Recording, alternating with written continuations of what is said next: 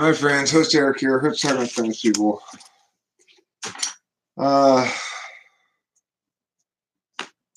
Just got back from some errands on my bicycle. Pushed hard at the end to get some extra workout. My stomach's feeling perhaps a little churny as a consequence. You are first, Bacon. You are first. And for that, you get a gold star. I'm still recovering from this bike ride. Good workout. Got a lot of burn in my legs. Got some good breathing. I don't really breathe that hard when I'm riding my bike usually, but if I push it up a hill, I will. And I didn't watch very much of it, Isaiah Root. I got distracted by something. I started watching it, and then I got distracted by something else.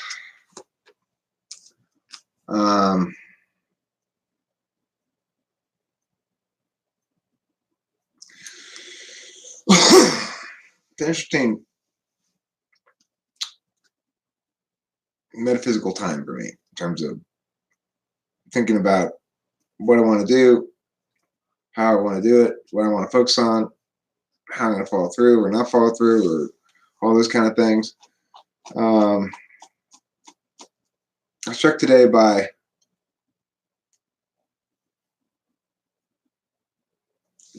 the fact that I tend to undervalue or avoid experiential stuff that doesn't create anything permanent, something that doesn't link to meanings, something that is just for the purpose of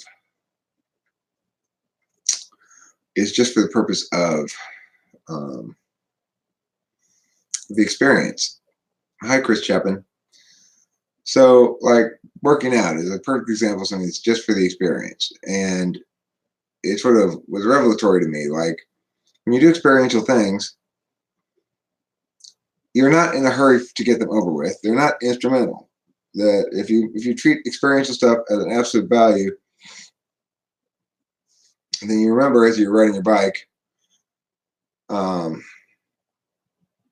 know this is a little bit painful or requires me to put some effort in, and my muscles are burning a bit, but that's the whole point of it.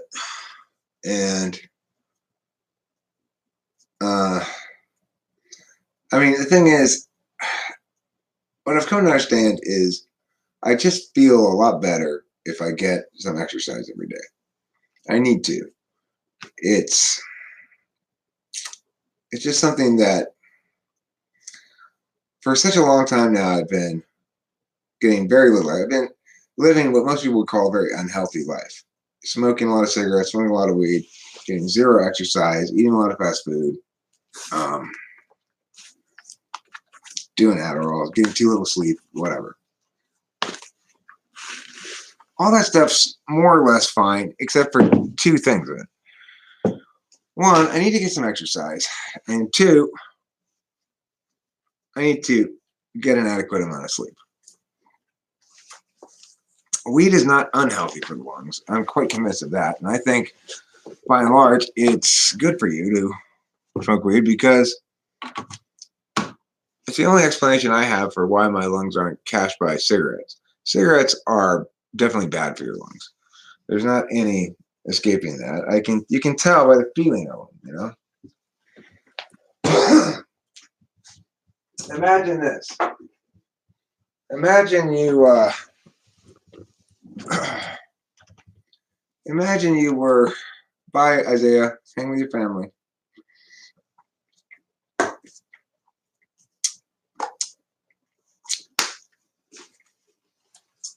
Little did we know, it was mass suicide. They were literally all hanging. Okay, so what was I talking about? I don't remember. Oh, weed. Healthy for the lungs. Yeah, it's good for you. Better for you than cigarettes for sure. When you smoke cigarettes, can you imagine pulling a whole bong rip of tobacco? Like just pulling a massive bong rip of tobacco? You'd never be able to do it. It would kill you. That's because tobacco is much harsher than weed, you know? It's much harder on your lungs. You can't even inhale it directly like you can with weed. You have to pull it in your mouth first to sort of smush it around before it can be pulled into your lungs. So you know weed's a lot less harsh in that regard. And obviously some weed's a lot harsher than others.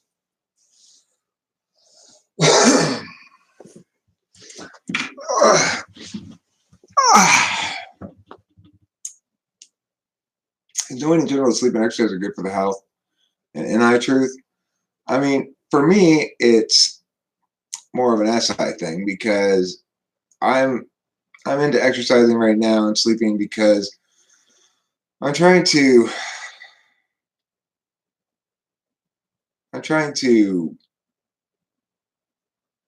find better equilibrium, be more willful and purposeful in general, be able to make decisions, follow through on them without a bunch of meackety mac, and yada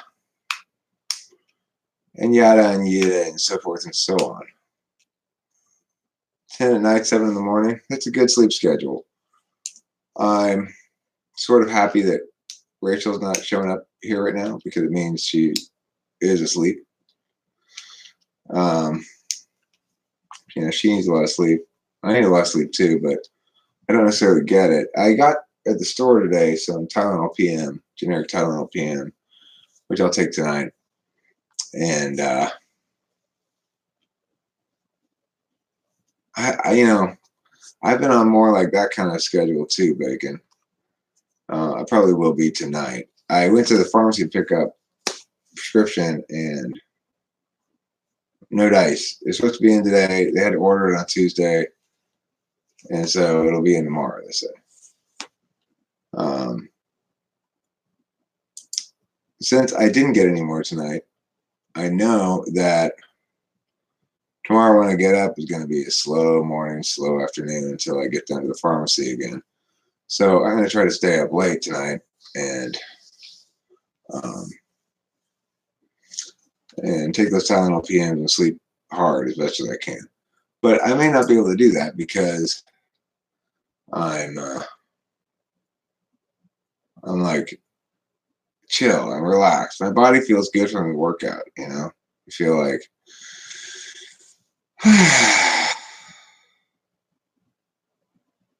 like no headache, you know. So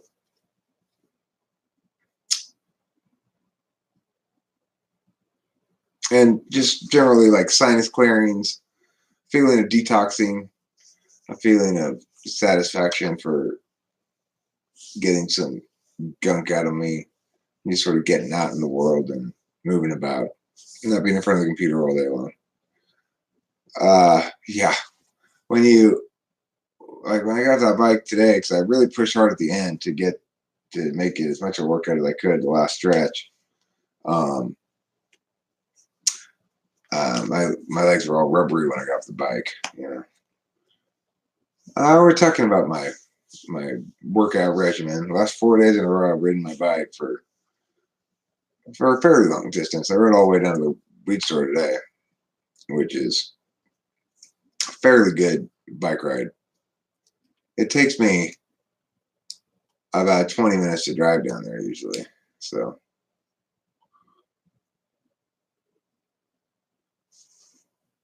now that's the sort of thing that intuitives are normally remiss about.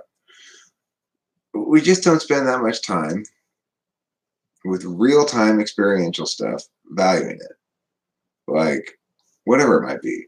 Spending time with Joe, where you're just sort of chilling with Joe and chatting and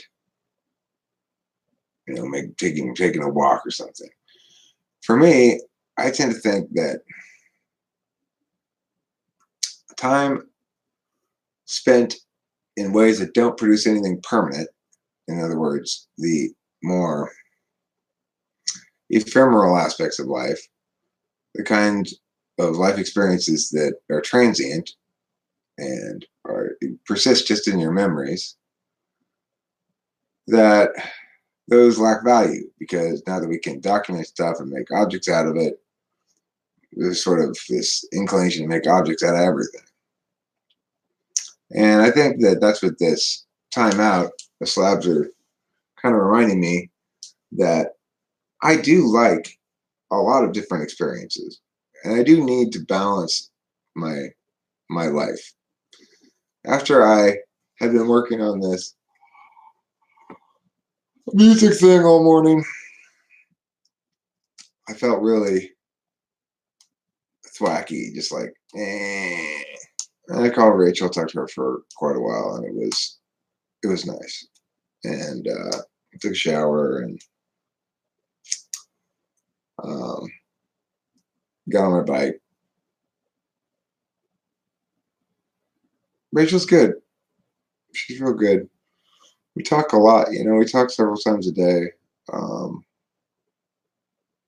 Usually I got back later than I thought from my errands, so I wasn't able to talk to her before she went to bed tonight, but yeah, she's really good. We're really good. We really just enjoy spending time with each other. Like, that's part of the satisfaction I'm getting right now too, is I'll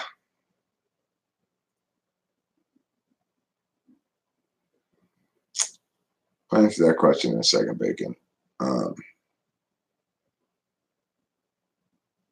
It's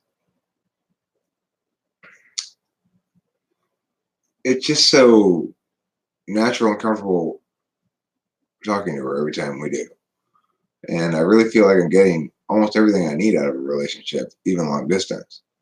Now, not everything, obviously, but she'll be here on Tuesday, and that's not that far away. And I'm going to plunder her fleshy wealth. I like showers as a time to think. I would guess it would be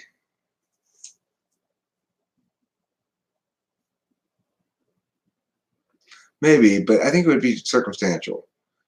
Whoever feels as though they're being harangued or under scrutiny or controlled or otherwise mad when they're not in the bathroom will want to escape to the bathroom.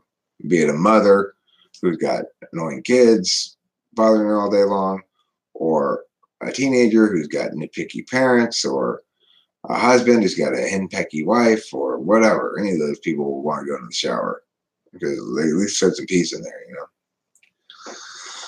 All right, first bong rip for the new batch of weed.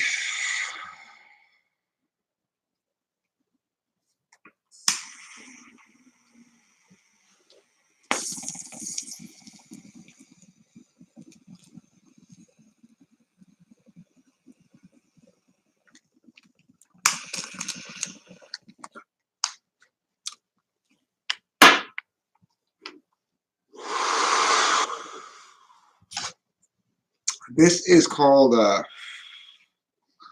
Wi-Fi Walker. It's a cross between something and Skywalker, obviously. I don't know. Maybe there's a strain called Wi-Fi. I don't know. But this is called Wi-Fi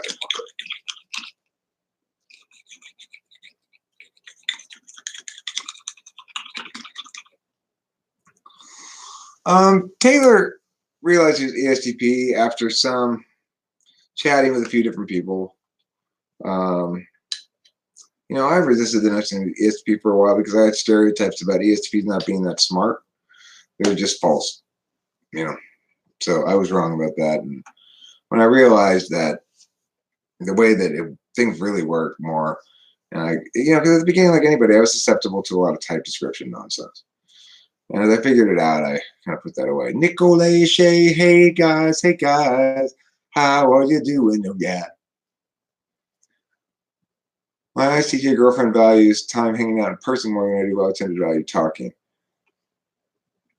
Right. Well, it's like Cameron, when he comes over, ideally, from his perspective, we fix a broken fence or something, or draw pictures, or ride our bikes, or play like kids, I guess. Uh, you know, being two non-physical types, Rachel and I both get, I think, a shit ton of what we need out of just the long distance relationship. I don't know if this is true for every HPA and INFJ, but I think it's true for both of us for sure. And I suspect it's true for most. Um, we really care a lot about the right words, being on the same page words wise. Both of us do.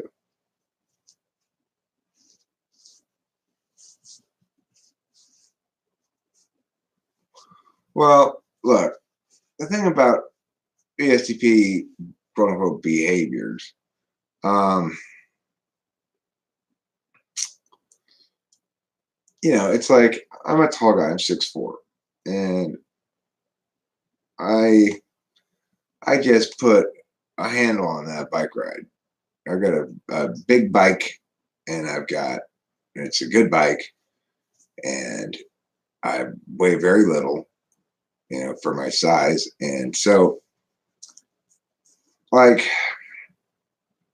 ESTPs have this reputation as being the sporty guys or whatever. But I doubt there are very many 48-year-old ESTPs who could hang with me, especially not smokers, you know. Uh, I'm surprisingly athletic in a lot of different ways. I'm not very fit at the moment, but I'm getting more fit now. Um,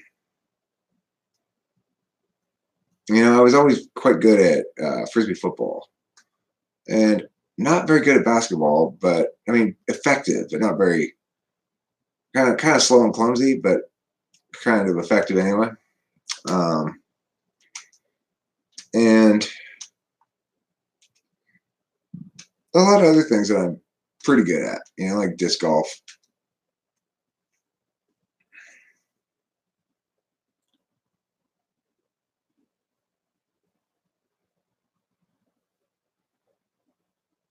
The thing is, I don't like talking on the phone, but I have no problem talking on Google Hangouts. It's just like this, I don't have to hold anything in my head. I don't, I just see a big picture of Rachel and we just chat, and I can just pick up the laptop.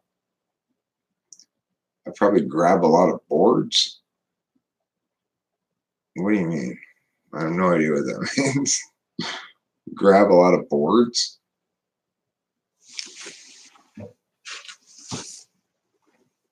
Like this.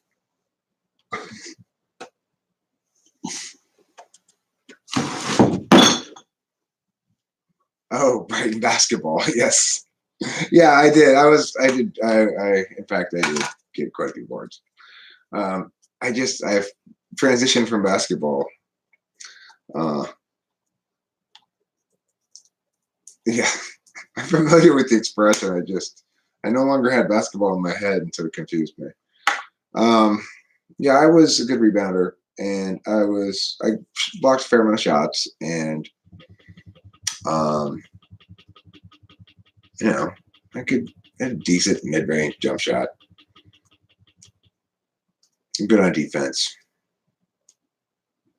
I had a way of slipping in between people to grab rebounds, and because I'm tall and skinny, I can kind of sort of kind of slither through people,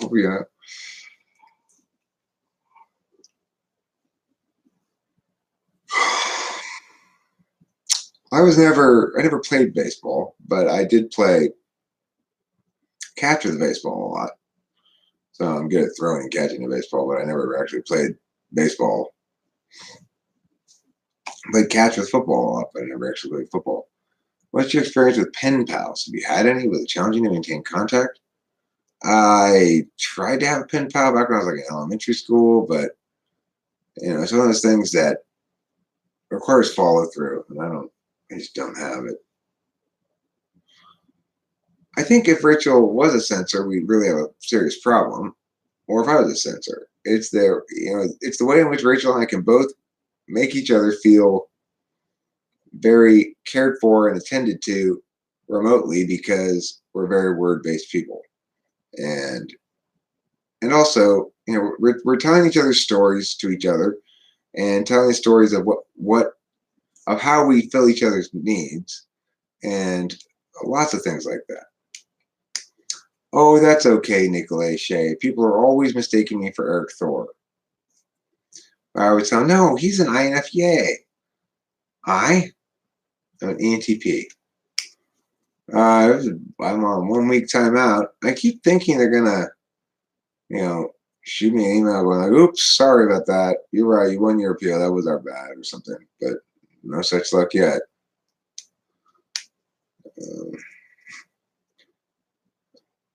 Even, yeah, he does do a good job. Even when I do come back on to talk with Finnish people, I'm gonna make, I'm gonna do some video announcements, and I'm gonna do a video on specifically the YouTube algorithm thing and the spite monkeys and whatnot. And then I'll probably I might just live stream from here. On the grounds that I might sort of alternate and see if in fact this seems to be more well promoted. And I'm not sure if that's in fact a function of having a strike or a warning or not. It's like YouTube doesn't really go out of their way to inform you about all this shit. So it's hard to say.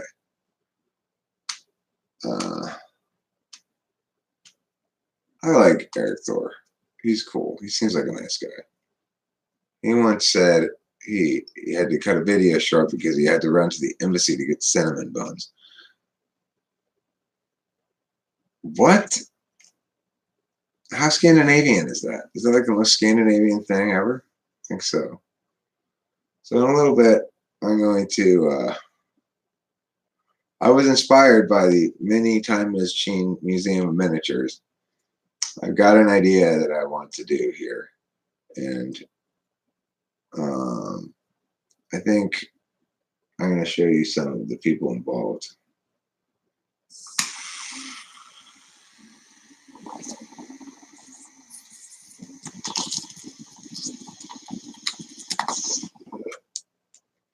Well, you don't really seem to rip off a lot of jokes and stuff. You're more purposeful in your ideation. Horse Mumbler recommended I get this, and he was right, because he remembered from an old video how I used to have one of these things, and I loved it, and I lost it. What if you started naming your controversial videos as Debate Coach talks about? It's a good idea, Zandy. That's a good idea. Man, do I think I got detention because of Rachel? No. I don't know how Rachel could have gotten me detention. I think it's a good idea, Zandy. But what I'm going to do is diversify. I'm going to start. I'll still probably live stream every day. Maybe alternate back and forth to this channel and the other channel and talk to Finnish people and just compare stats, I guess, see what happens. And I'm also going to start some other channels, and I'm going to upload, fewer videos to each one, but each one will be specific to the topic.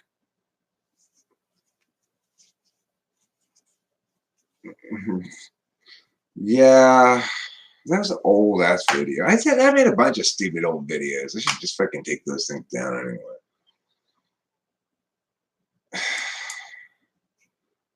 It's like, I don't know why I make that shit. I can't do it right now. What makes you say Rachel's bad news bears? She's good news hares. You're not the most lighthearted person. You have an 8 wing 7 HP. I'm pretty stone cold serious a lot of the time. I mean, they're not all EHPs are lighthearted, but I don't see you riffing ideationally in a non-humorous way either, really. So, okay, why would you say that, Jeebus? Like, what does that mean? What do you mean by that? Explain yourself, mister. There are times for seriousness and other times to be childlike. And still a third occasion to be a mix of both, to be a serious child or a not serious adult. I'm a very serious adult. Okay? Okay, but you're not answering my question, Jeebus. Why are you saying that? What makes you think she's bad news bears? Justify your claim with some words. Because maybe I think you're bad news bears. Maybe I think you're even worse than that. Maybe I think you're sad news bears. You don't want to be sad news bears, do you? There is a season, turn for every purpose under the sun, or something like that. Bad news bears is just a fun phrase. Simmer down. Don't tell me to simmer down, Flapjack. Do you need some frankincense and myrrh? Because I'm not afraid to deliver some. I can call Amazon right now. Hello, Amazon? Can you deliver some shit? Oh, yeah, can you use the internet, please? Sad news bears.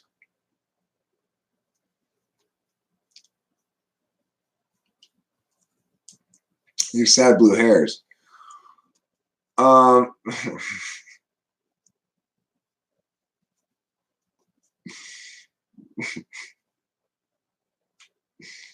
am not your slugger, Jeebus. I am not your slugger. Are we pretty much done with the TWFU channel then? I have an idea for where to take TWFU, but don't know how involved you want to be here. No, I'm not done with it. I'm gonna use it as a place to make videos specifically about probably politics and free expression and stuff like that. And I'll move my other content to each category of shit to its own channel.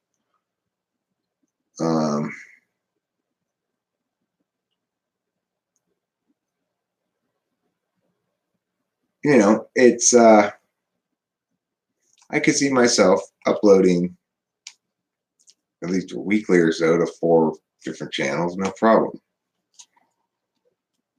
So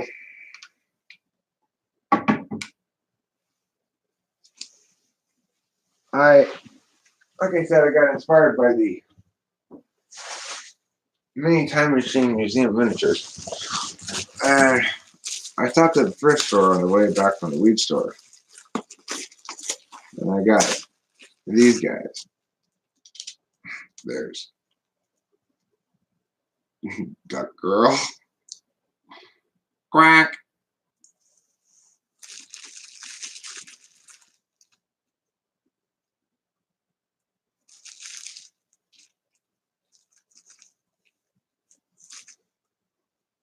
Mindy.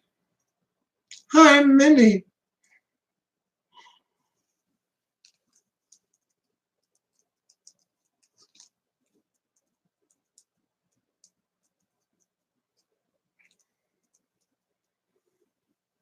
There's Tiffany with an I. I'm Tiffany. Look at that eye. Tiffany, put some clothes on, you slut.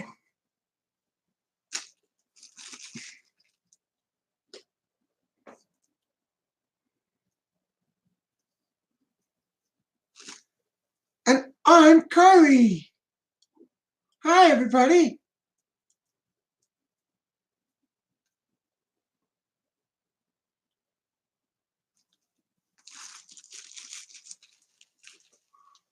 Okay, so maybe I should paint her clothes on her. Okay, so this is my plan. Okay, the first episode, I was thinking about this on the bike on the way home.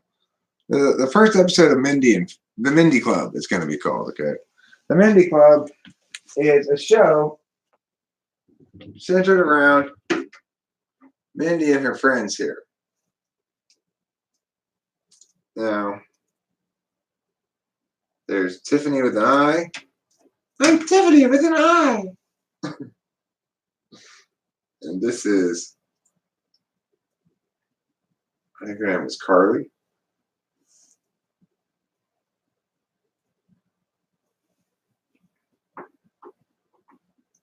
Oh my God, I've got such a thigh gap. And of course, this is Mindy. Mindy's Club is the name of the show.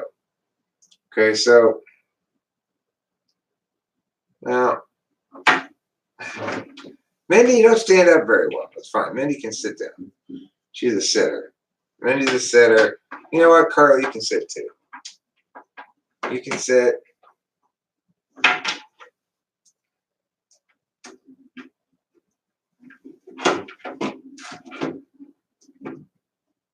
You stand up, duck girl. You can stand up just fine. And you sit there.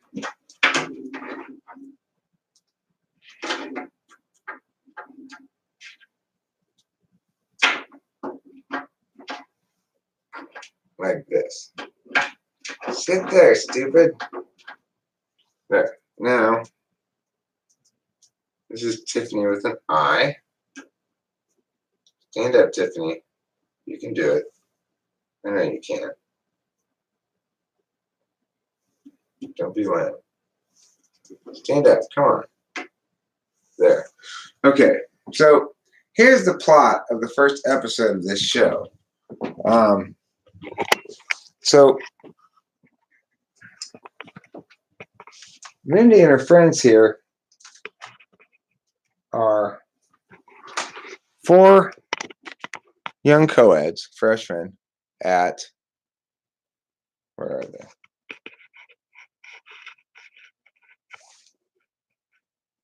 At the Private University of Public College, or also known as North Dakota State. They are college freshmen, okay? They're young co-ed freshmen at college. And now the thing is, Mindy has grown up in the very shadow of the college, in the hometown. That's her hometown. She grew up there. In the home of her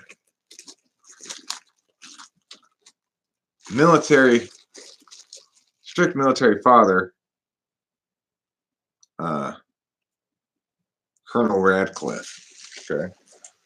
Colonel Radcliffe, everybody has to call him Colonel Radcliffe. Okay. He lives with Mindy at their house. Now, Mindy's a college freshman at the local college there, but she still lives with her parents, with her dad. So here's the thing. Her name's Duck Girl.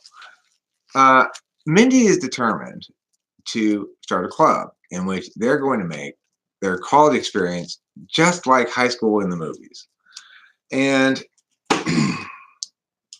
so the plot for this first episode is Mindy is determined to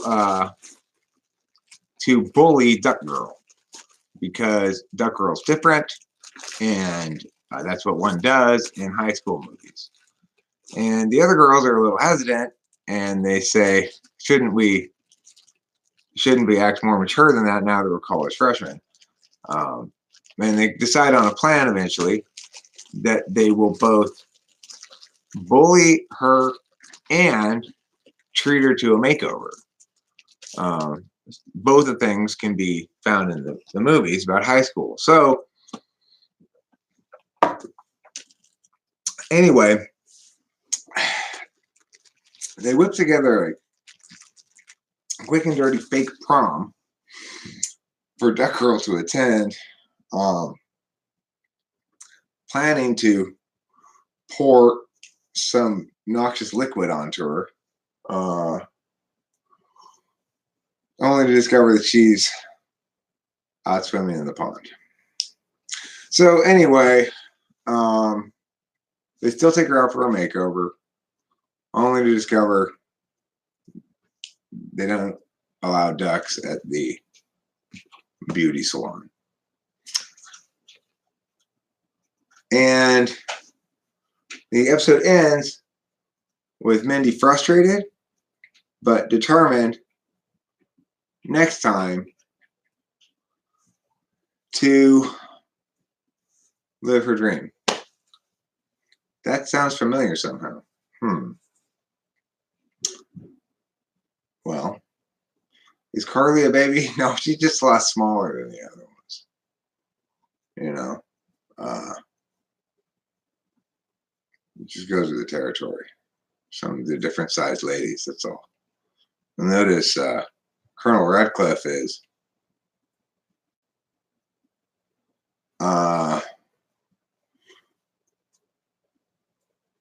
it's Radcliffe with a D and a silent P.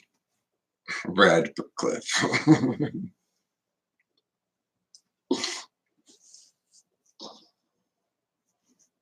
So anyway, there'll be more characters come in next time I go to the doll store. Some of Colonel Radcliffe's friends might come over for a poker night. Like this guy, for example. Hey, you want to put something in this tube? Who wants to put something in this tube with me? I'm going to put something in here right now. I just got to drop that shit right in there. Let's go. Who wants to put some things in the tube? Come on, everybody. Put some things in the tube. Ooh, I got my own tube. I got to put my things in my tube, too. Put things in my tube. What are you doing? I got my own tube. I don't need your tube. This is called Tube Guys. Now, you want to talk about badass, though? This guy? Sweeping for mines. Oh, I'm out sweeping mines. Yes, I'm sweeping for the mines. I'm sweeping all the time. Yes, I'm sweeping for the mines. Yes, I'm sweeping for the mines. Yes, I'm sweeping for the mines. Oh, there's a mine over here. Hey, come dig it up. No, I'm not going to dig it up. You dig it up. I just sweep for them. God damn it. You're the digger. I'm the sweeper. I'm going to get over there where it's safe. Weep, weep, weep, weep, weep, weep. Right there. See? Right there. That's where your mine is. Okay? So it says bleep, bleep, bleep. I think maybe I'll do an army show as well. I am so tired of crawling. Oh, feels good to fly. Phew, phew. That's a lot better than crawling. That's for sure. Oh no, I've lost the ability to fly.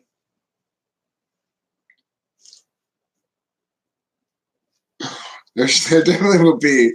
It's a good idea. I'm bigger. College janitor. Yes, he can be the college janitor.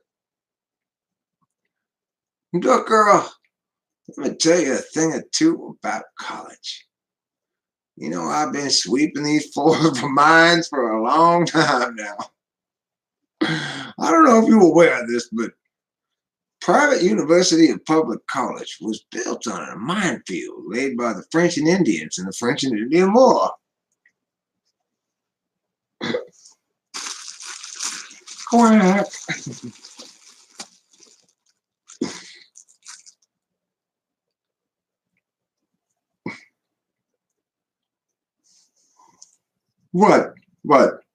What? Did I fuck up? Why is everybody looking at me? What? What? What's it's in my hand? I don't, where is this thing? I don't even know where I got this. What is this thing? What? Doesn't this guy seem like he's doing that? Right? Huh? What? What are you looking at, huh?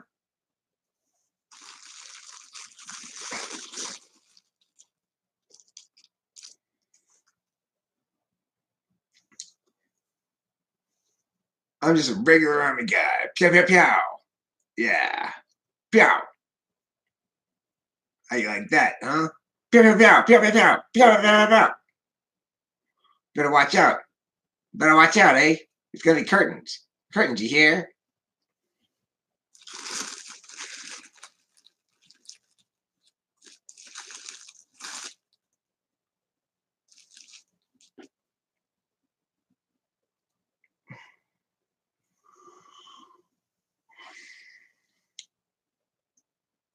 Hey, hey, yeah, Mom?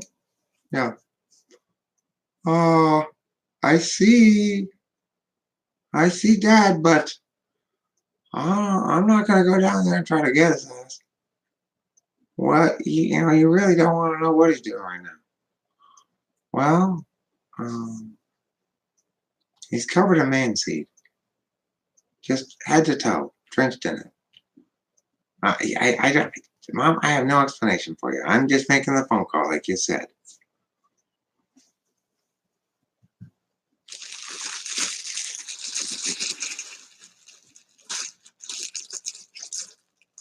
Oh, yeah, this guy's tough. Look at this guy.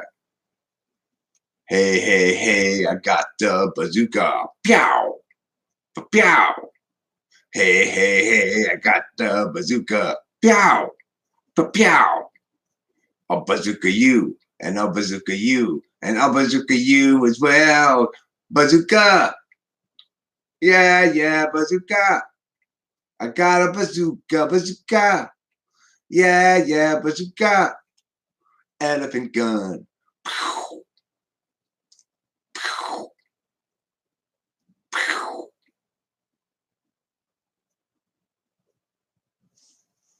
I like these army men. Watch out, Kitty, gonna get step on my beef. Hold on, Kitty, let me move that stuff. Kitty doesn't like me. Thank you, Nicholas Shea. Not Nicholas Shea. Kitty doesn't like me having stuff on the arms of the chair because she thinks they're her highways. I got some. I got some toys to make videos with. I got a plan to make the Mindy Club, which is a show about four young co-eds who have somehow become club members with Mindy, and she's determined to make the freshman year of college just like high school in the movies. It's her dream. Well, because she was unable to make high school like high school in the movies, so she's going to try now that she's in college. She's still in her hometown because she went to the college that she lives right next door to.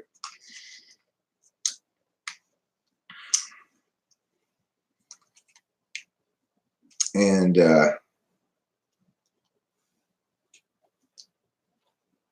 she wants to be both the popular girl who bullies and the popular girl who redeems the less fortunate socially girl.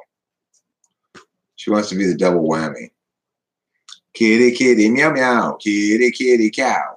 Kitty, kitty, meow, meow, meow, meow, meow. Um, the American High School actually like movies. Sort of. Not, I mean, high school for me was weird. Back before the internet. Kitty, will you just let me have shit here?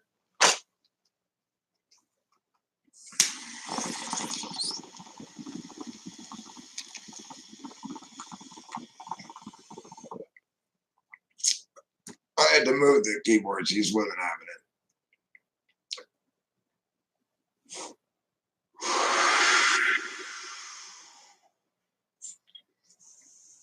I mean, it's like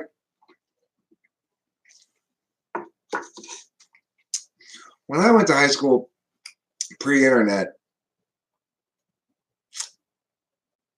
it was I went to a school that was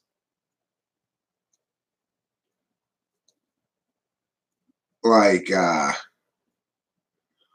of like the school that Daniel LaRusso went to in Karate Kid, with Johnny Lawrence and the rich kids on the motorcycles. Get him a body bag. You know, kind of like there's a certain element of that going on. I didn't personally experience much bullying really. A little bit here and there, but by and large, no. Some. I mean, compared to some people, I didn't really experience much of anything. People didn't quite know what to make of me, you know? It's like, it seemed like I should be bullied, but I don't quite understand what's going on with that guy. That was so, like, provocatively strange, I guess.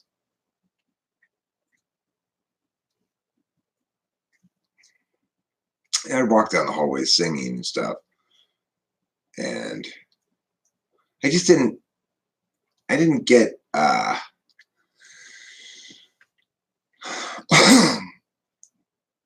didn't, I guess, act intimidated at all.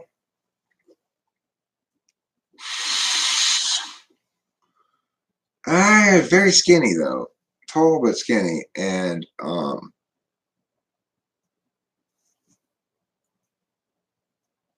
I could use words, but words were of limited effectiveness. Words are a lot more powerful nowadays than they used to be.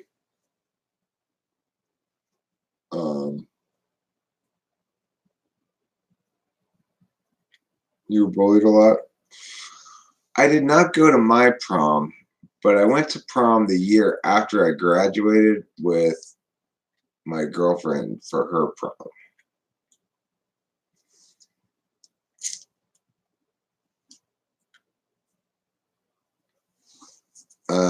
So I just get to go to a prom. And I was like 19 instead of 18, but whatever. I felt okay about that, and I still do. And, you know, I'm glad I got to go to one of those, so I have some memories of it and know what it's like and realize, God, what's the fracking point? For everybody who did get bullied a lot, I'm very sorry to hear that. I got bullied enough to know what it's like. I got bullied more in middle school, less in high school. And I mean, I saw awful shit. I mean, the shit kids were able to get away with back in the day. Awful. But I wasn't myself destroyed like some people were. Like their lives were ruined by it. It's awful. It's depressing. It makes me want to go, battle for the little guy.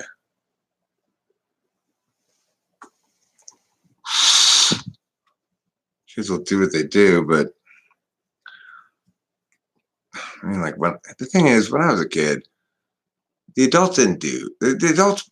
I mean, there just wasn't supervision. Basically, there wasn't meaningful supervision of the children. The thing is,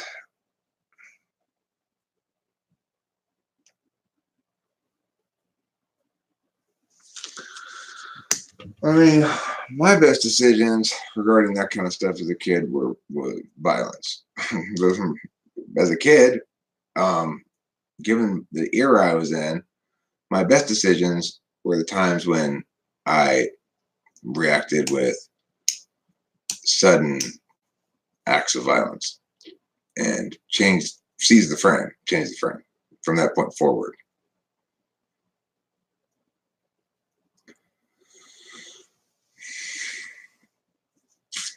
Like there was this kid I was in 7th grade, I think. He was in 8th grade, or maybe it was vice versa. And he was like standing in front of my locker, not letting me, like standing in front of the combinations I couldn't open my locker and get my shit and stuff like that. And like he did it like one day, and you know, and then he did it like the next day, and I just reached this one like and fucking pushed his throat against the locker as hard as I could, and he was like, and the teacher came over and stopped me. Well, needless to say, he never bothered me again.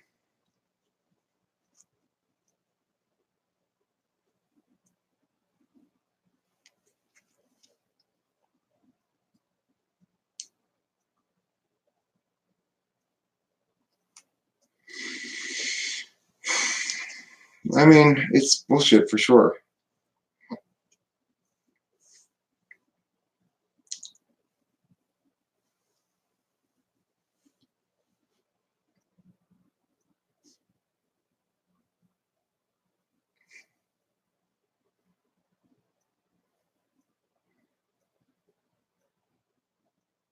I mean,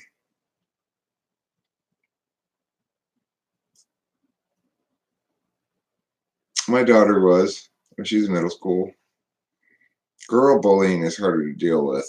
Boy bullying is easier to deal with.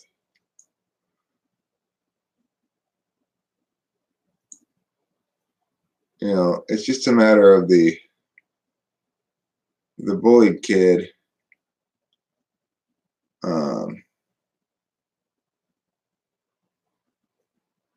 surprising the bully with violence, basically.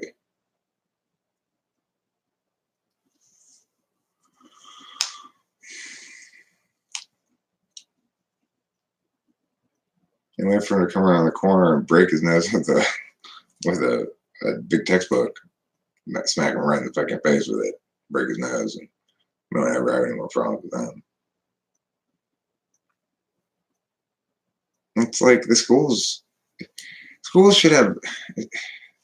Thing is, if they're going to force people to stay someplace where they're being abused by other people, then what the hell do they?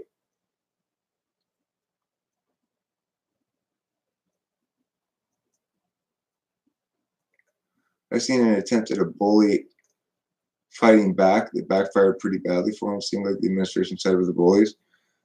I mean, the thing is, I don't understand how that backfires. Oh, you mean I don't have to come to school tomorrow? Normally, you make me come here where I get abused all the time, and now you're telling me I don't get to come here. Oh no! Oh no! Well, who will abuse me when I'm at home? Gosh!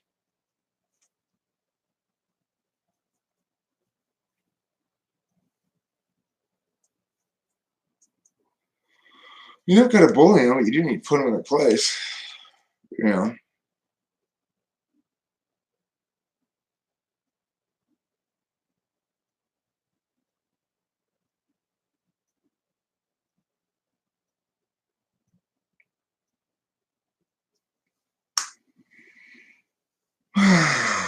Stuff makes me angry. I'm going to try to change the subject here.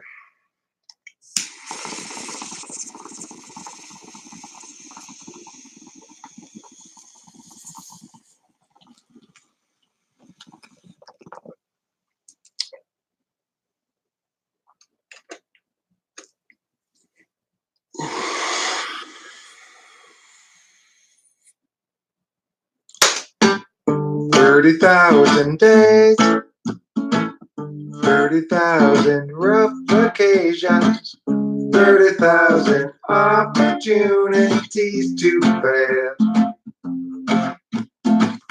30,000 ways, 30 large and rough abrasions, each of us just trying to find play. If you want to take, all you got to do is survive. 30,000 ways and days and opportunities to say, I can never forget the time before.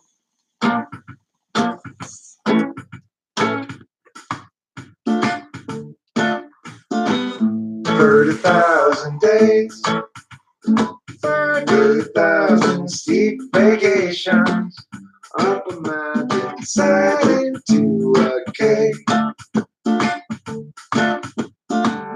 Whether occasionally everything falls apart is really a question. Surviving, it's an art.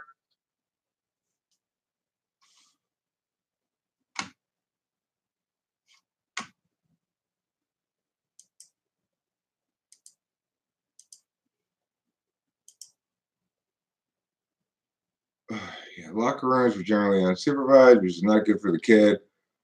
The thing is, when I was a kid in middle school and high school, there was like the first day of 7th grade, they bring you into the middle school, or maybe it's like a summer orientation. They say, all right, now we're in middle school, we're going to do PE.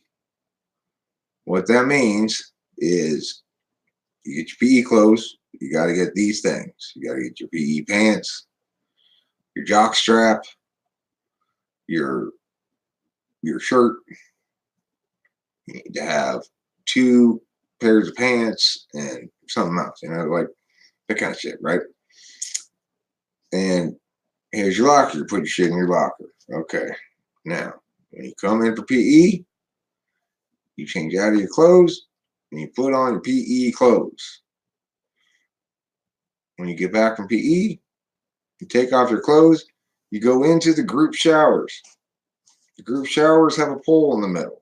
They've got 1, 2, 3, 4, 5, 6 spigots out of it. There's like 4 of them, all right there next to each other in this big area. And you will get out of your clothes naked and go into the shower with everybody else. Welcome to 7th grade. You have no choice. It's like, if I knew then what I know now, right? And I would just be like, are you people serious? Who is in charge of this fiasco? They have to be insane. This is what you're doing to middle school kids? Why?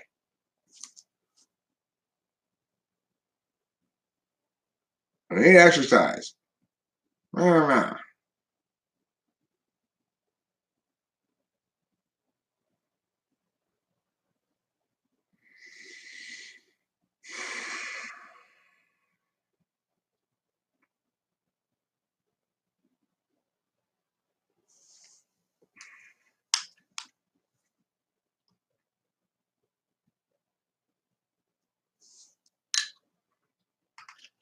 took summer school PE during high school to avoid that.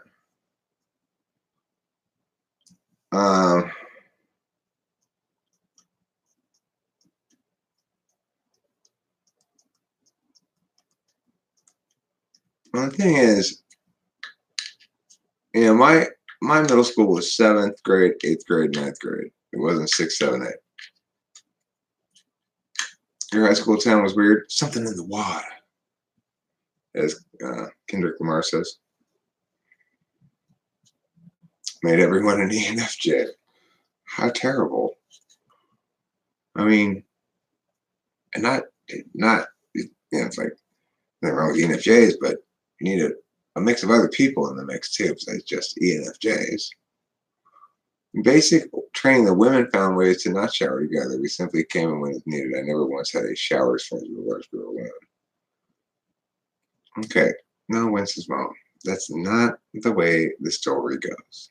So here's the story of basic training with the women's showers. So all the girls get to basic training, and in comes Sergeant Sasorian, who's the toughest drill sergeant in the army, and she says, all right, girls, strip down out of these clothes right now.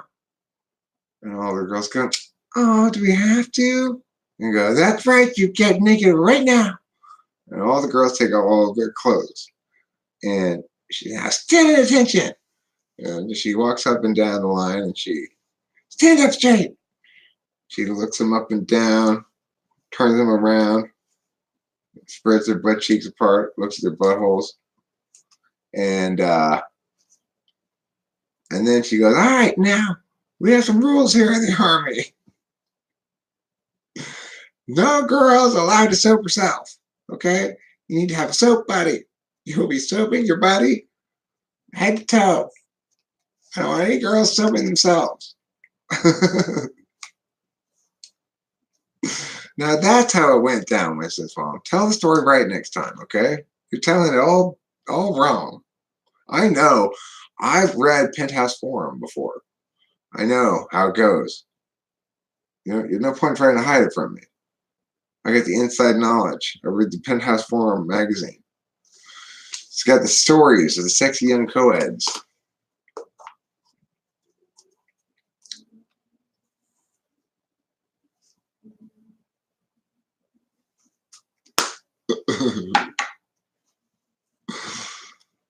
That's a good idea. Why would they ever go outside naked if there's a tornado coming? You think you would say inside or go underground? I might do some makeup tutorials. That's a good idea for the second episode. First episode, I already have the plot, but I got a second. Maybe I can squeeze that in too. Anyway, it'd be cool if it was ESTP. You just can't convince myself of that one with all stereotypes. Well, like, do you notice how you're not bouncing all over the place in terms of topic when you chat here? You're sort of getting back to the same point here, which is, listen, my external value is my own stories, so let's get back to the ESTP here. Hey, Intuitide, shut the fuck up and talk about ESTP. I joke, I kid. I play around. I'm a playful guy. No, time to put on our uniforms. Yeah. No time to get dressed, ladies. Everybody, quick, run outside naked. There you go. There we go. Stand here. It's the safest spot. Don't move. Okay, arms and legs spread apart. There you go. Yeah, that's the safest thing for you in a tornado. Naked, spread eagled in the middle of the square.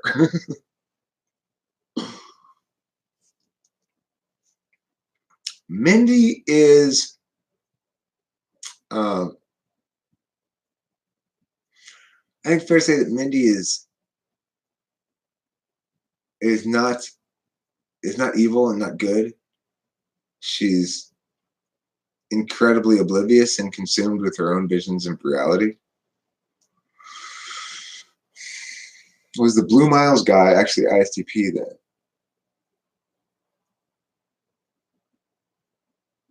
Who? Blue Miles. I don't know who Blue Miles is.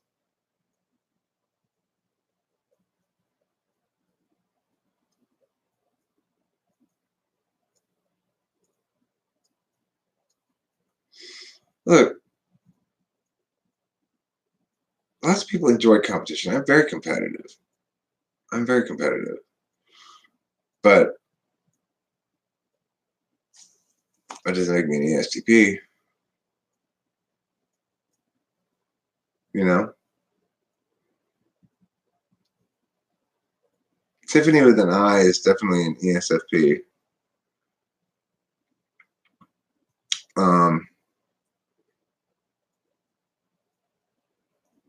You know, she never has any clothes on because you know, some guy just dropped her off like that. She didn't notice. Oh, you know, Carly's the ESFJ. Carly's definitely an ESFJ. She's the shorter one. Dark Girl is is like ISTJ, I think. Dark girl's ISTJ. Yeah, she's an ISTJ. Chris, you're right. She's an ISTJ. All she really says is things like, "Dark girl finds ponds now. Quack."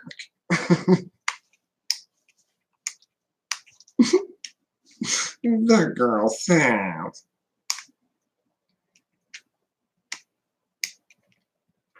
TWFP is a brand account. I tried to do that before. I tried this before. Quack. Dumb girl tried this before. Quack.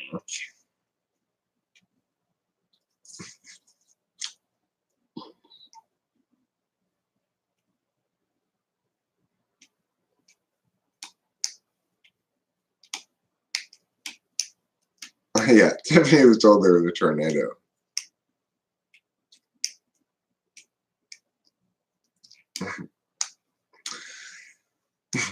Tiffany, why are you naked again? Somebody said there was a tornado. I was taking a shower and someone said there was a tornado.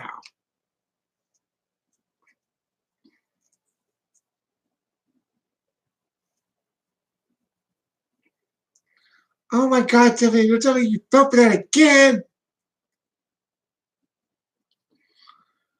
It did look like there was a tornado, kind of. No, it didn't. There's no tornado, Tiffany. Well, better safe than sorry.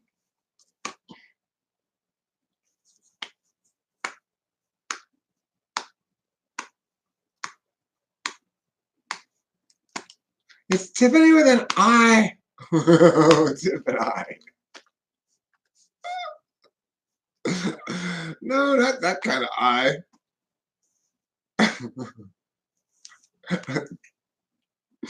That's funny. It'll be eventually revealed that's how it's spelled.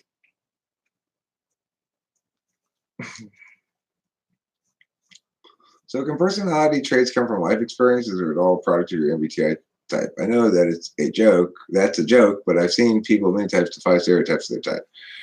Well, that's the thing. If you're focusing on quote unquote stereotypes of a type, then you're talking about correlates. Things like, I don't like Homestar Runner.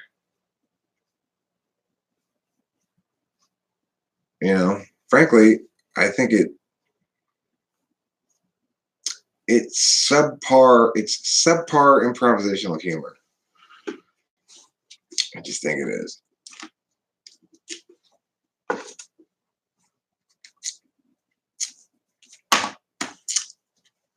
I'm sorry, it's just not that clever. It just doesn't do anything for me. I don't mean to insult your holy cow or whatever, golden cow. Don't insult my golden cow. It's the beautifulest cow that you've ever seen. My cow is golden and shining, gleaming in the sunshine.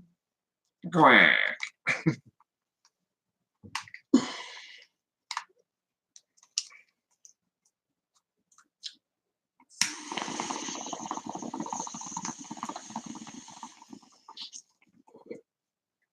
I would say it's too much NE, not enough NI. What's the bottom line? I put myself out there because you helped me a bit with helped me be a bit braver with my words. I've written few opinions and no one has called me a brainlet yet. But where are they? I want to read your opinions. Broccoli is better than asparagus. There, I said it. I don't know. Yes, asparagus, too long and thin. Broccoli, more bunchy at the top. That's how I know that this opinion is true. Winston's mom. Is that your opinion, Winston's mom? That broccoli is better than asparagus? Jake Hurwitz, you have misspelled thick. I think you did it on purpose. Are you spelling it in an urban fashion? Is that millennial thick?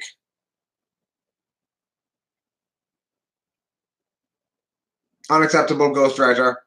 Unacceptable. All must have a firm opinion about the broccoli asparagus question. None may straddle this fence.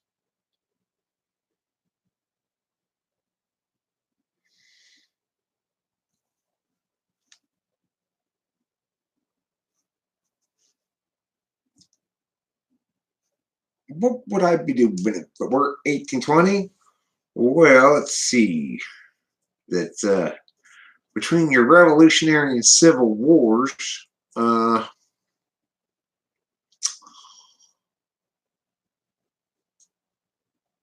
would be.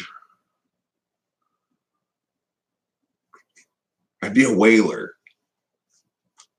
Yeah, mostly into whaling, I think. It's a good time for whaling. Good time for scrimshaw and a good time for whaling.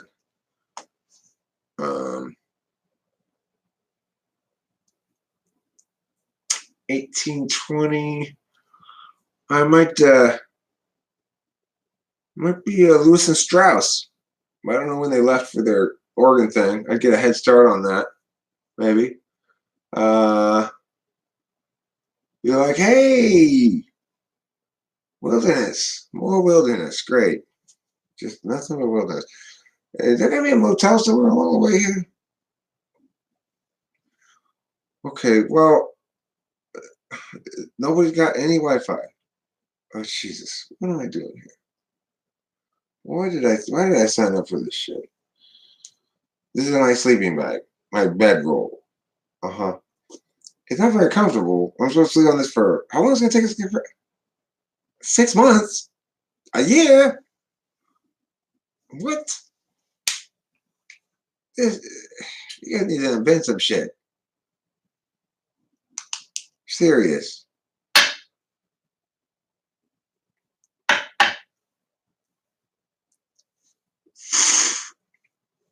It's too much any here. So I disagree with your theory, Eddie. No ESTP would make a whole story using dolls like that. The Old Man and the SE, not ESTP. The Old Man A, Barracuda, and Canned NE.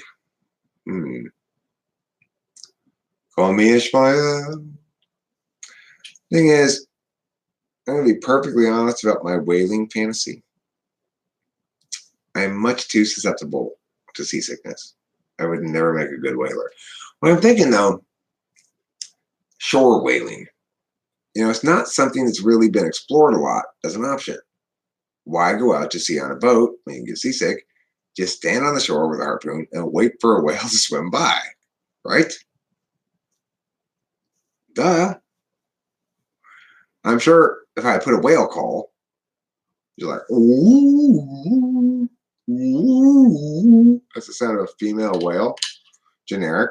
Could be humpback, could be baleen, could be any whale. They all sound basically the same.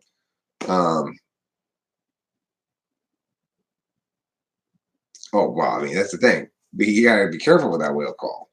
You get that last note wrong, you'll call an angry flock of man of war an angry flock of man of war jellyfish.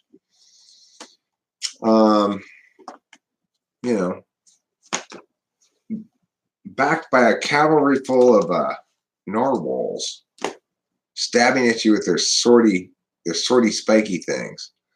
Some make clicks. They do.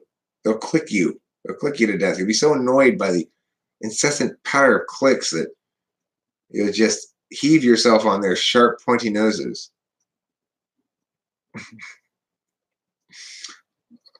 Oh, you mean a merger? A mergel man? A mergel man? A gel man? Half man, half jellyfish. He's got the top part of a jellyfish and the bottom part of a man.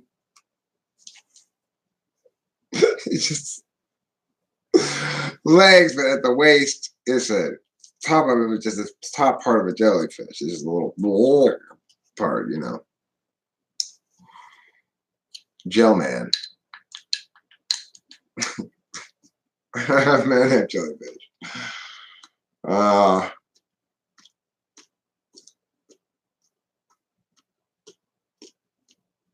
He has to go to special classes, unfortunately.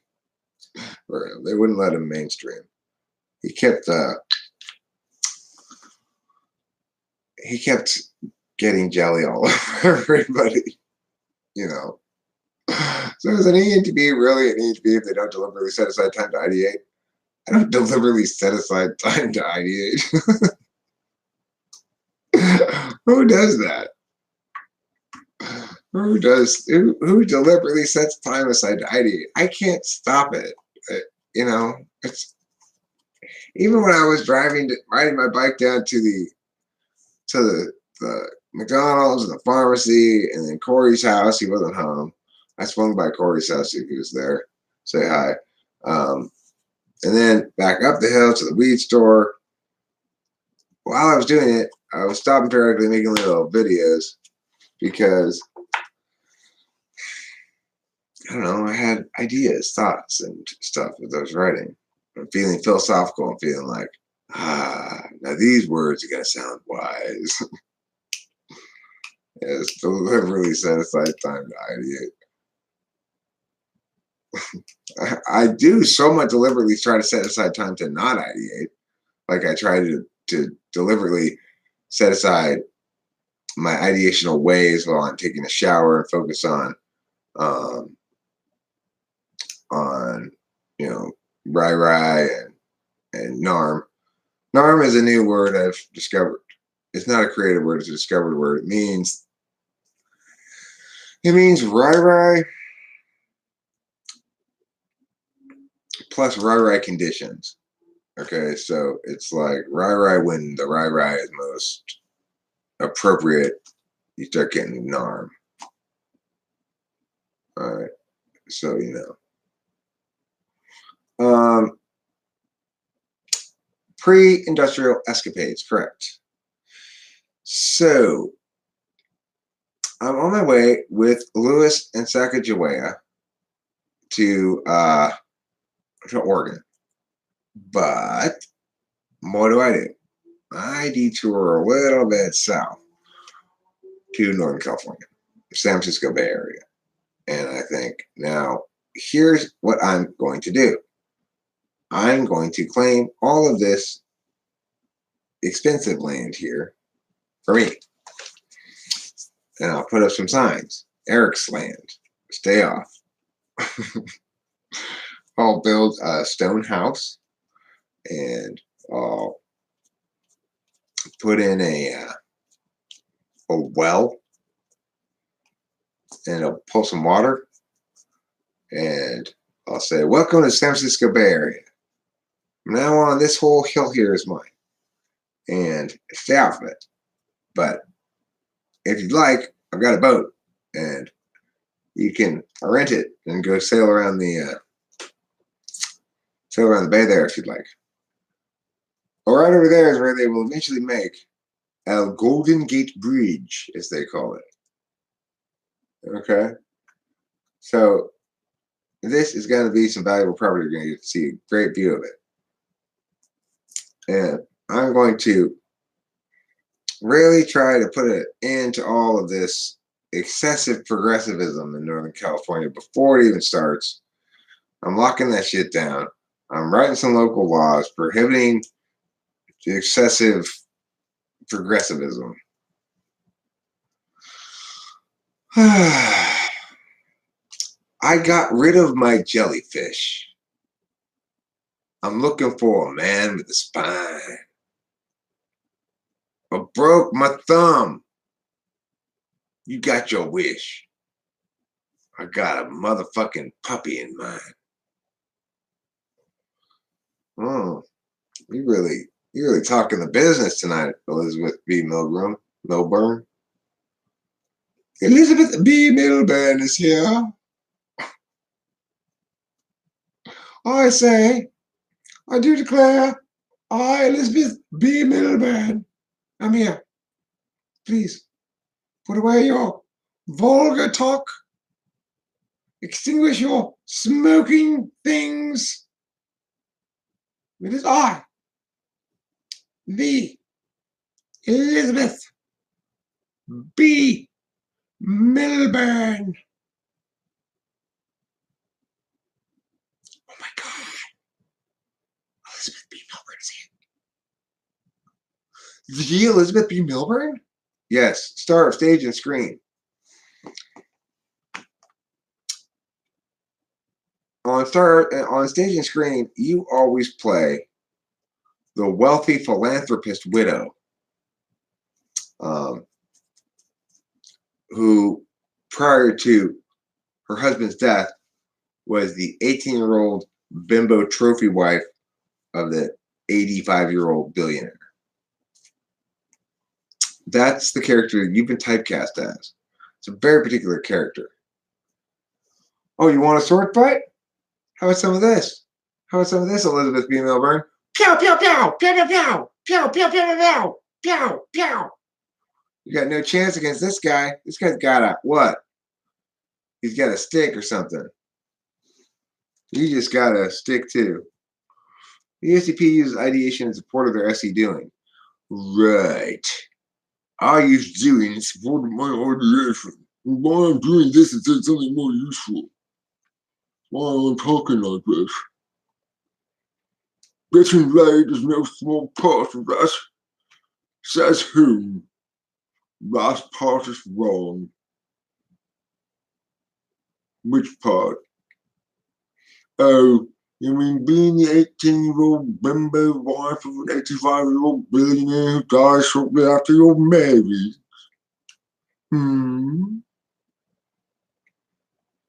Pew pew stick indeed.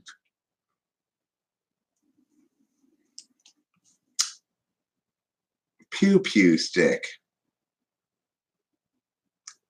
I mean, you know, ENTPs aren't. It depends on the person's experience, really. Like, I was totally scared of chicks when I was 18, 19, 20, especially after I broke up with this girlfriend. I was like 19 or 20, I guess. 20, I broke up with her, and she broke up with me. Anyway, after that, I was like really scared of women. And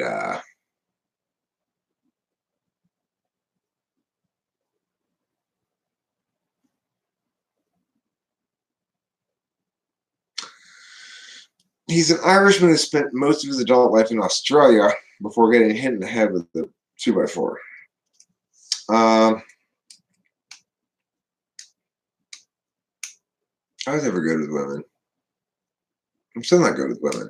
The thing is, I may have dating capital with women nowadays, but that doesn't mean I'm good with them in the sense that I feel comfortable with the whole conquest thing, you know? I don't feel comfortable with conquest. I don't like to take advantage of anyone. And I can't always tell if somebody isn't kitty kitty meow meow pants. Why are you such a kitty kitty meow meow pants? Is it because of your beauty and extraordinary beauty and beauty and beauty and extraordinary beauty? I think it is. I think I've established what the cause is.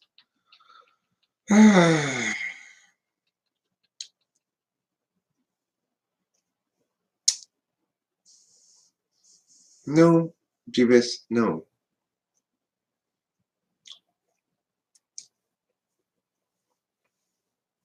Alright, and we make it with the scattered scabies from Hoboken. That might be true. Eric, I'm an ESTP in disguise, but I just can't picture myself as someone like Jake Paul or Bryce Harper in my dreams, maybe. Well, what about Taylor? Have you watched Taylor? Do you think you're like Taylor?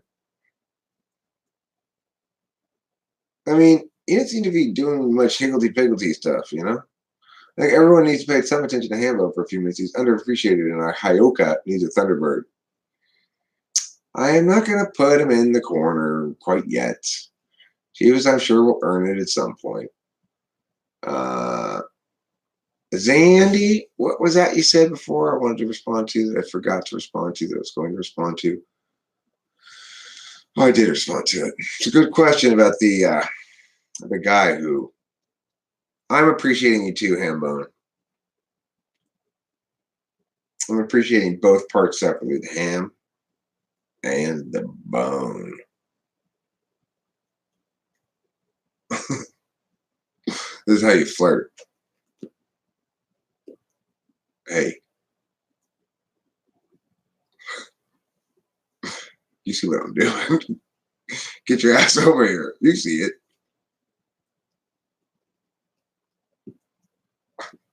What's that guy doing over there?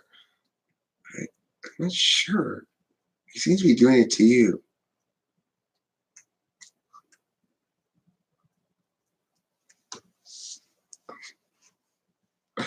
Does he have something wrong with his face? No, I think he's trying to flirt with you. Why is he doing that though? He must think it's sexy.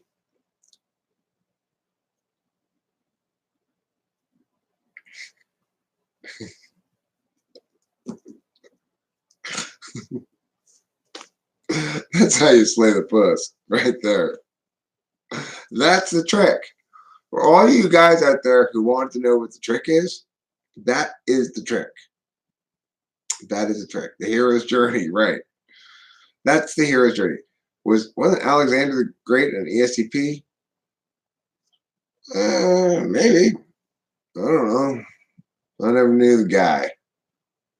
So my ENTP, the big friend from high school, called me up after ending my 20-year marriage. Wait.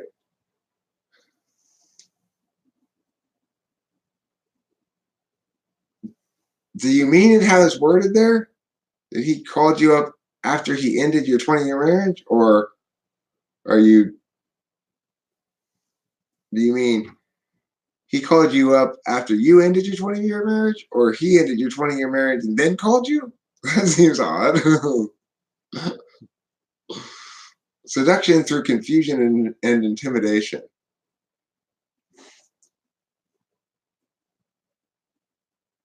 What?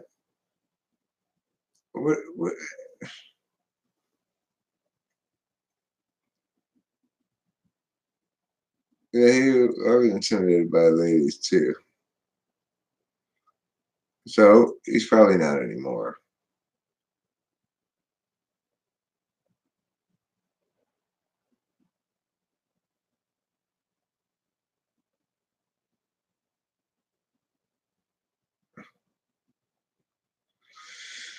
So did he have anything to do with it ending? That's what I want to know. That's where the juiciness is. Yes, Jeebus, the idea is found in every story. You set forth and falter, stumble and fall. At the 3/4 point of the story, you lose the girl and must make a sacrifice. Will you, that is, the if. Do you get the girl back at the end of the story? What happens after the hero's journey is complete?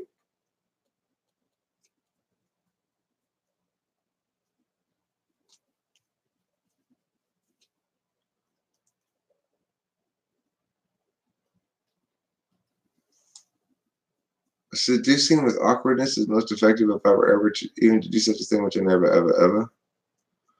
Enlightenment. I want to know what you're talking about, Elizabeth B. Milburn, more closely, more carefully, more correctly, more precisely. Do you mean? I don't know what you're talking about. I want you to articulate the words that explain, like, did homeboy come in and you were already about to get divorced, and you're just like, you know what? This is the excuse I need. This is gonna push this off the deep end of this relationship. This is your part now. Host Eric tells a hero's journey story. So I guess the point of a hero's journey is that it comprises some area of triumph and redemption that marks a complete narrative arc. So for me, I guess you could say like the hero's journey in debate had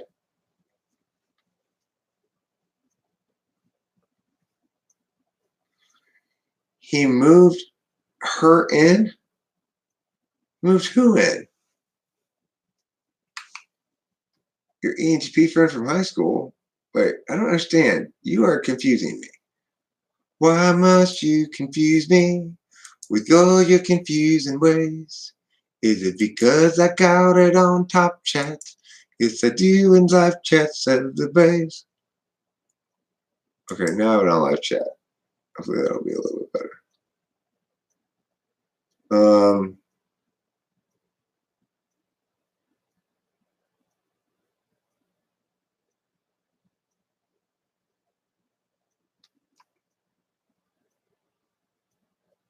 Heroes' journeys don't end, and if they do, you are very, very heroic.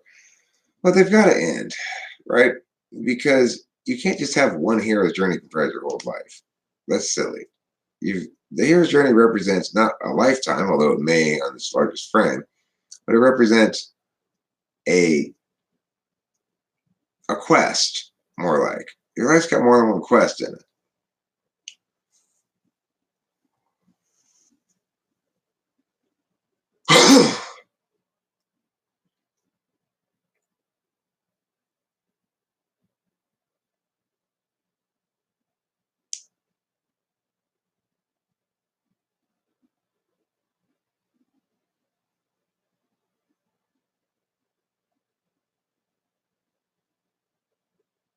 I have an ENTP friend from high school who found out that I was getting a divorce from my ITJ husband of 20 years, which moved in my friend behind my back.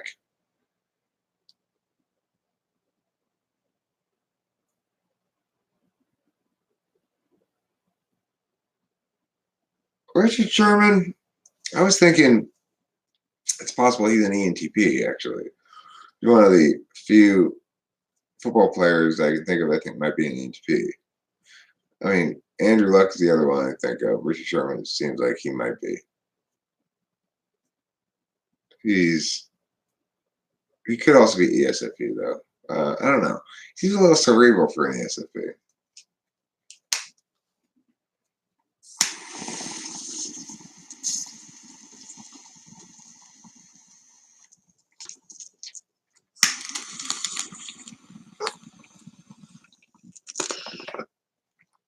There you go, Nikolai Shea.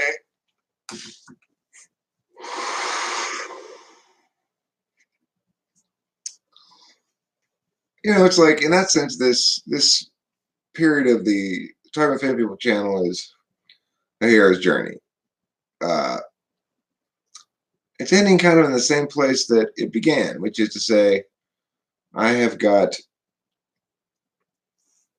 myself and my desire to make videos. At the end of the day, whatever number of subscribers or not doesn't really seem to make much of a difference. What matters is how many viewers, people who actually watch your shit you have. And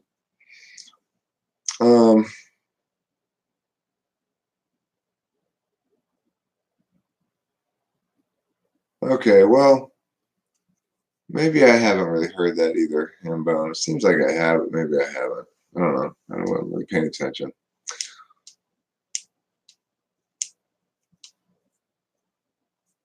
Well, then you're not an ESFP, Ethan McDonald's. Oh, my PNP, what a wonderful kitty friend. I'm constantly re-astonished by your beauty again. I am Elizabeth B. Milburn. My type does not matter. She's INFJ, I bet. I think we've talked about it before. She's got that INFJ smell. What's Stanford? Gotcha. Good, gotcha. I'm gonna go smoke this cigarette. Can you guys chat amongst yourselves? 30,000 days, 30,000 rough occasions, 30,000 opportunities to fail. 30,000 ways, 30 large and rough abrasions. Each of us just trying to find play. If you want to stay, all you got to do is survive. 30,000 ways and days and opportunities to say I can never forget the time before.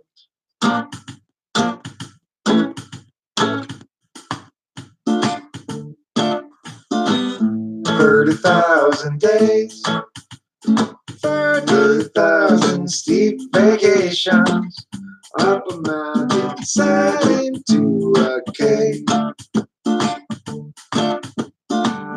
Whether occasionally everything falls apart is a brilliant question. Surviving, it's an art.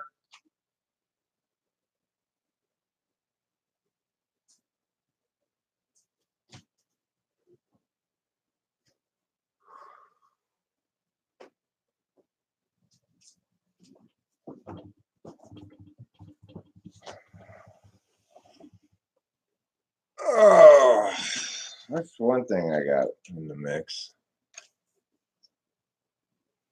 1495.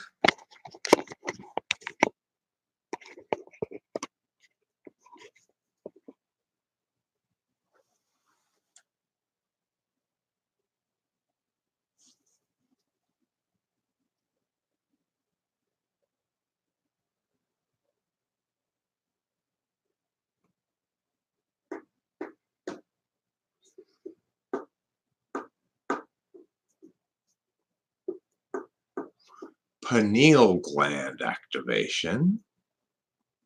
Pineal gland activation. Okay, today we're going to talk about the link between chakra numbers 4 and 7 and pineal gland activation.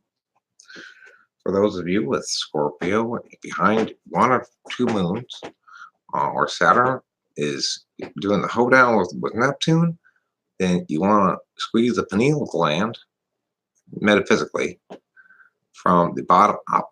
For those of you in front of moons, or where Neptune and Saturn are not getting along and are at odds with one another, then you're going to want to push down on the pineal gland from the top up, from the top down. I'm sorry, from top down. Now, to push down your pineal gland metaphysically, you need to like that, okay? And there you go. I can feel it happening right there. My chakra is wide open right now. Wide open, gaping, you could say. Chakra gape. Here at Chakra Gape, we're not satisfied until your chakra is all the way open. So many people come in here and they've had chakra opening done before, and their chakras are still partially closed. They don't know it. They think they're operating at a fully functioning chakra level, and they're not.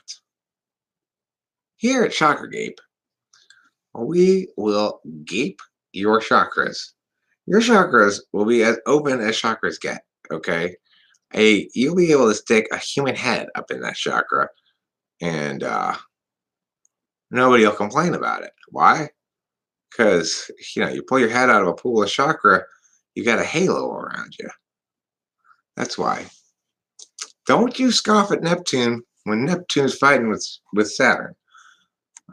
Because, it wouldn't be the first time if Saturn, not a very good shot, stray bullets hit Jupiter. And then what happens? Where's that angry red spot came from? It's not a red spot. It's blood. It's blood from Saturn's poor aim. He's like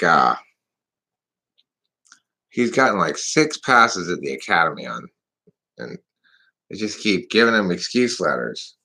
Oh well, he was he had dirt in his eye that day.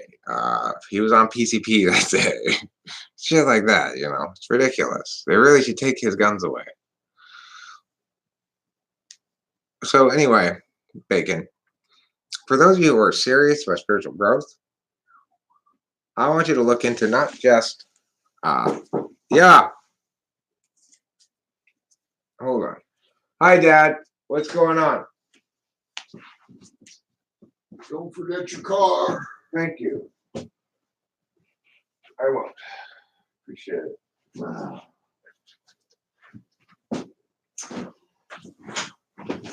Okay. John said you beat Federal. Oh, really? What round? Can't hear me.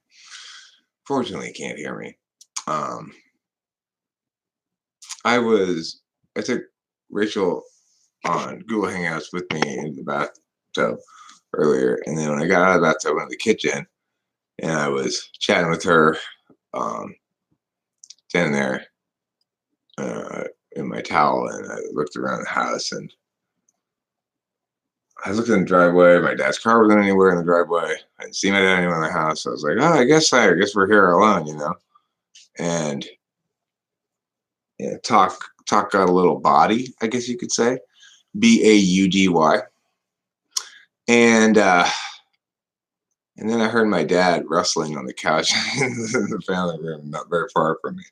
But I took solace in the fact that he almost certainly didn't hear anything.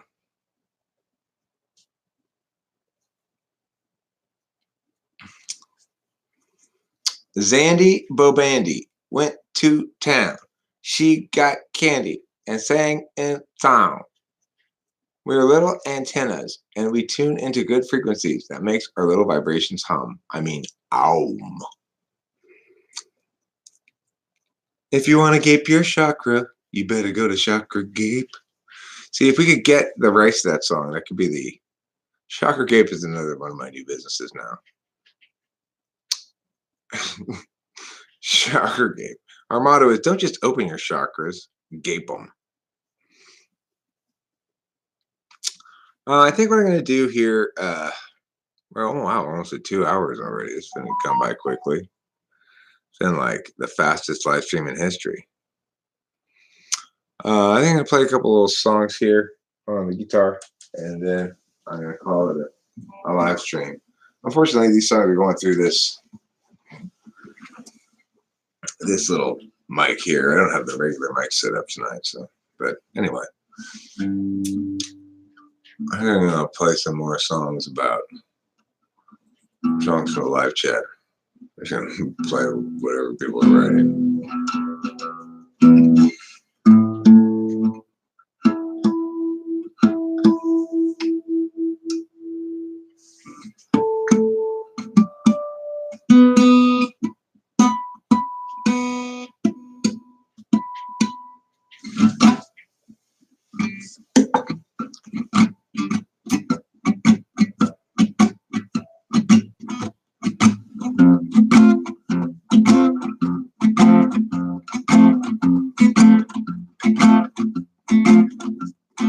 Question the Myers-Briggs test. It asks dumb questions. Do you like books over video games? Would you prefer a party or a punch in the face? Ohm's law, frequency, vibration is clear to me. Muddy waters, the chakras are full of beavers. No, I shall remain as I like it, a mystery. Fastest live stream in history.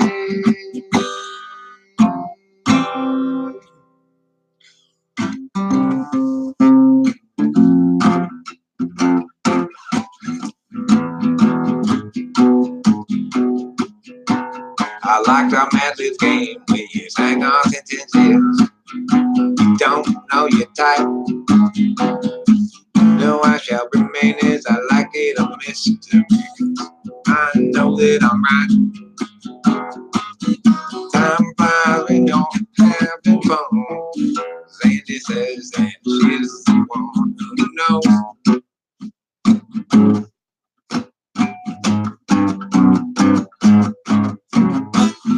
Jeebus is such a troll.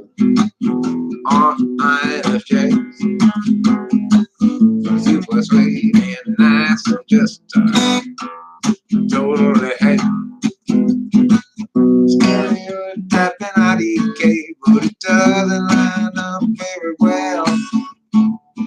Value of experience and alternative lyrics, he sings so well. And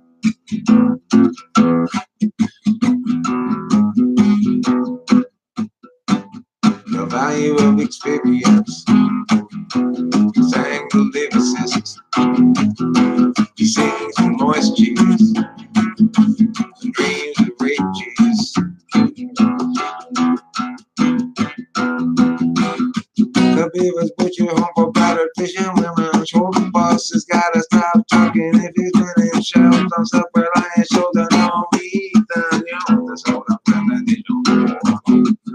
I compare it, I'm gonna keep it whole. Bob's her head to talk along. I'm a nice and sweet person. Online, I'm kind of a jerk. They tell you you're an intuitive, but you're probably an ass. Don't believe the words on the street with the diarrhea, man. See, it's true. Wait, so you are an INFJ? Who is it? Elizabeth Mead Bellborn, I'm pretty sure it is. So somebody else isn't. Elizabeth B. Bellborn smells of INFJ. I don't believe I've ever talked to her, but I feel this way anyway. Elizabeth B. Bellborn. Elizabeth B. Bellborn. Ethan McDonald, ESTP. Almost certainly you're not engaging with me like an ENTP would.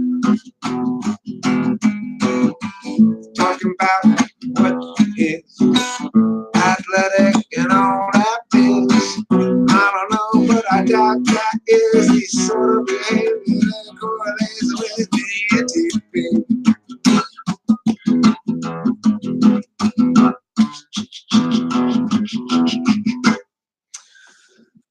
All right, friends, thanks for being here.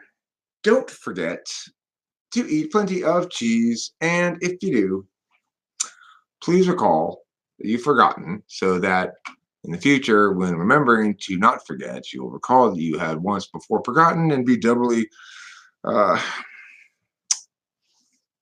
dedicated to fixing that naturally. Good night and good luck. God bless America.